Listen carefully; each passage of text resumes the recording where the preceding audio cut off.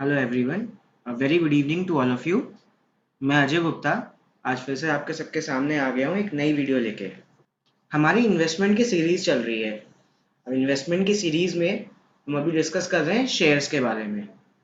और शेयर्स के बारे में भी हम काफ़ी कुछ डिस्कस कर चुके हैं। ये आज हमारी लास्ट वीडियो होगी जिसमें कि हम शेयर्स के एनालिसिस बता रहे हैं, किस टाइम पे आपको परचेज करना चाहिए, किस टाइम पे आपको सेल करना चाहिए। आज हम बात करेंगे क्रॉस ओवर्स के बारे में।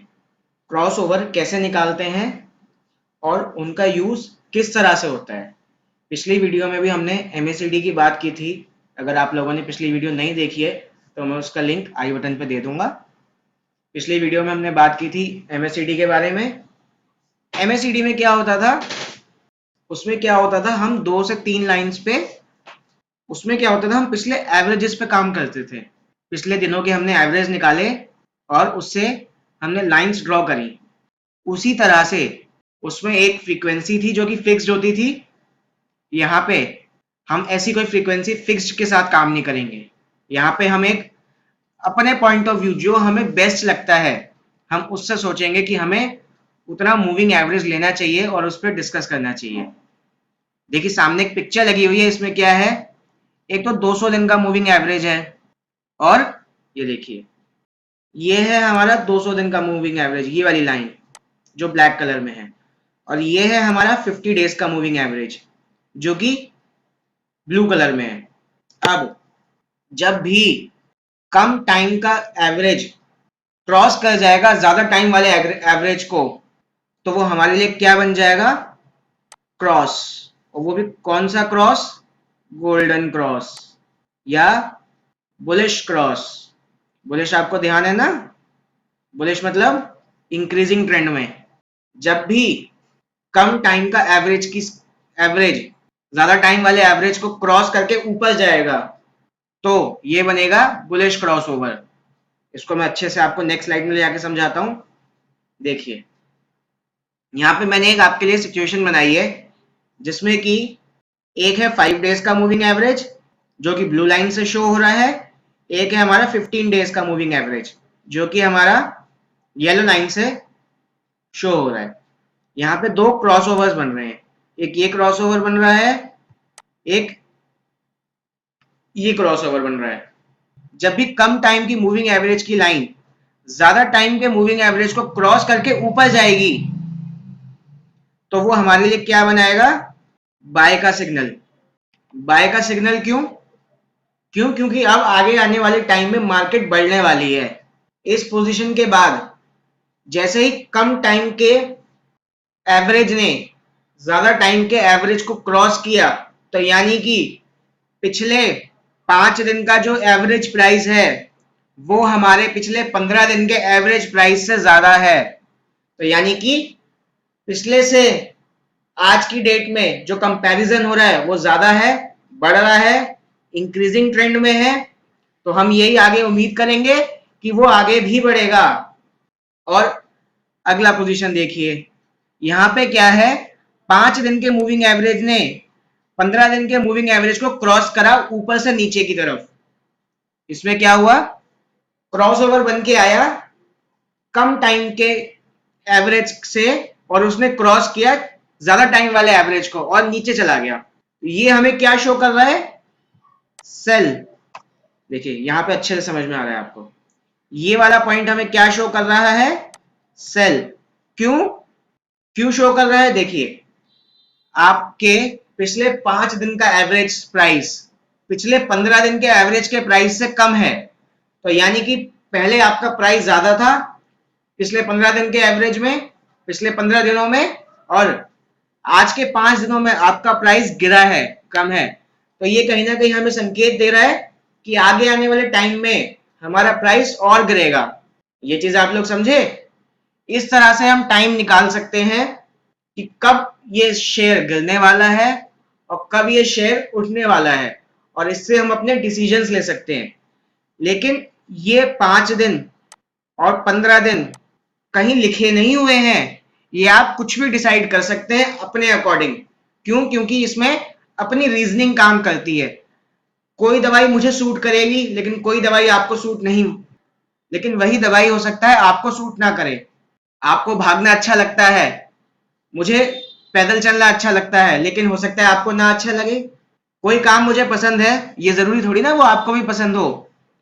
तो यहाँ पे 5 दिन और 15 दिन मैं इसलिए लेके चलता हूँ, 5 दिन में मुझे पिछले एक हफ्ते का एवरेज प्राइस मिल जाएगा और 15 दिन में पिछले 3 हफ्तों का एवरेज प्राइस मिल जाएगा। 5 दिन क्यों, आप बोलोगे एक हफ्ते में 7 दिन होते हैं, लेकिन हमारे लिए वर्किंग डे यानी कि शेयर की ट्रेडिंग तो मंडे टू फ्राइडे ही होती है।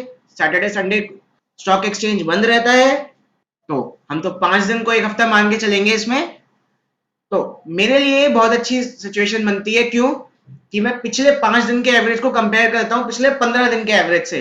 हो सकता है आपके लिए सिचुएशन ना अच्छी हो, आप बोलो कि मुझे 1 महीने का लेना है, 1 महीने का यानी कि 26 दिन का लेना है, या 25 दिन का लेना है, या 20 दिन का लेना है, और मुझे उससे कंपेयर करना है पिछले 100 दिन से, तो आप वो भी कर सकते हो। उसमें भी आपको रिजल्ट आएगा और उससे भी आपको पता चल जाएगा कि किस टाइम पे बुलिश क्रॉसओवर बन रहा है और किस टाइम पे बियरिश क्रॉसओवर बन रहा है। बस आप ये ध्यान रखना, बुलिश कब बनेगा, आज की वैल्यू पिछली वैल्यू को क्रॉस करके ऊपर जाएगी तब। करंट पीरियड के एवरेज पिछले पीरियड के एवरेज को क्रॉस करके ऊपर जाएगा, तो हमें पता चलेगा ये बाय का सिग्नल है, अब प्राइस बढ़ने वाला है। और वहीं आज के पीरियड का एवरेज पिछले पीरियड के एवरेज को क्रॉस करके नीचे जाएगा, तो ये साइन होता है सेल का कि भाई अब प्राइस गिरने वाले हैं। ये चीज आप लोग समझ गए। अब मैं आपको इसमें लेके जाऊंगा लाइव चार्ट के थ्रू कि हम कैसे चेक करते हैं। मैं आपको लाइव एग्जांपल दिखाऊंगा एक अभी। देखिए हम लोग आ गए गूगल पे। अब मैं जाऊंगा investing.com की साइट पे। ये मैं investing.com पे आ गया। शुरू से हम एक ही शेयर पर डिस्कस कर रहे हैं, रिलायंस, तो आज भी हम लेंगे रिलायंस ही। आप कोई भी शेयर ले सकते हैं जो आपको पसंद है, जो आपको फेवरेट लगता है। मुझे ये फेवरेट लगता है। देखिए रिलायंस का चार्ट खुल गया यहाँ पे। मैं यहां से गया स्ट्रीमिंग चार्ट्स पे और मैंने फुल स्क्रीन पे कर लिया। यहाँ से मैंने रिलायंस का चार्ट लिया है, उसको फुल स्क्रीन पे करा। मैंने एक दिन का टाइम होराइजन लगाया है इस पे, जिसमें कि यहाँ बता रहा है कि यहाँ पे स्प्लिट हुआ है शेयर, यहाँ पे डिविडेंड मिला है, दिखा, ये दोनों चीजें यहाँ पे बताई हुई। अब मैं यहाँ पे अपने मूविंग एवरेजेस ऐड करूंगा। मैंने यहाँ पे लिया मूविंग एवरेज और मैं दो अपने मूविंग एवरेज की लाइन यहाँ पे लूंगा। मैंने दो मूविंग एवरेज लिए। पहला मैंने एवरेज लिया 5 दिन का, जिसको मैं करूंगा येलो से हाईलाइट। येलो दिखेगा नहीं इस पे, तो कोई और कलर लेते हैं। ब्लू से कर दिया मैंने, डार्क ब्लू से। और दूसरा जो है मैं वो लूंगा 15 दिन का, और ये सारे क्लोजिंग प्राइस पे है। ये देखिए यहाँ पे क्लोजिंग लिखा हुआ है, क्लोज, इसका मैं लूंगा रेड कलर।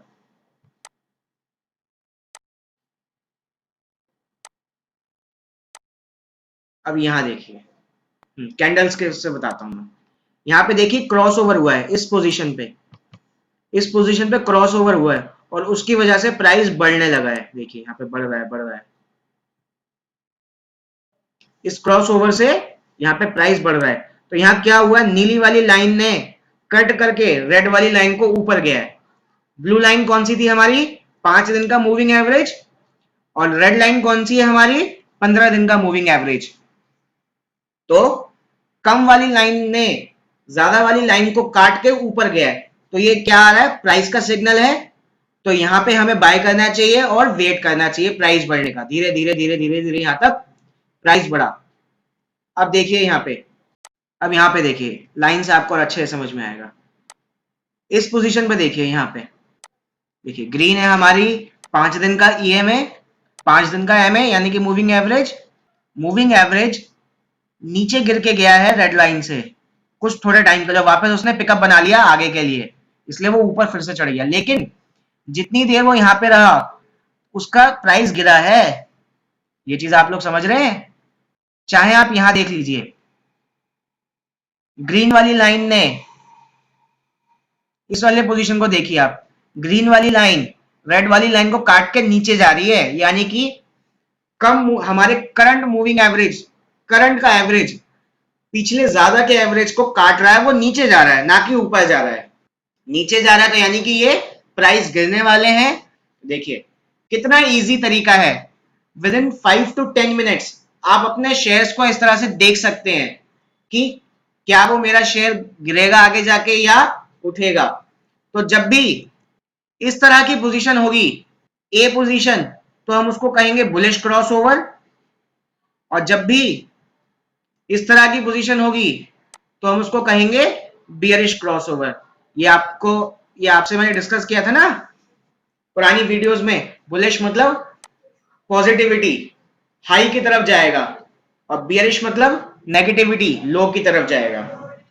ये चीज आप लोग समझे। यहीं तक हमारा शेयर का डिस्कशन होगा। अगली वीडियो में हम बात करेंगे म्यूचुअल फंड्स के बारे में।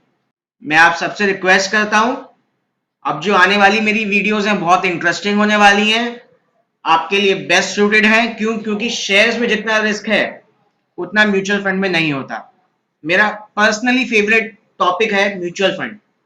मैं आपको उसके बारे में अच्छी से अच्छी इंफॉर्मेशन बताऊंगा, और आप कैसे अपने रिस्क के अकॉर्डिंग खुद ही अपने म्यूचुअल फंड्स चूज कर सकते हैं, सिलेक्ट कर सकते हैं, इन्वेस्ट कर सकते हैं, और अपने पैसे से और पैसा कमा सकते हैं।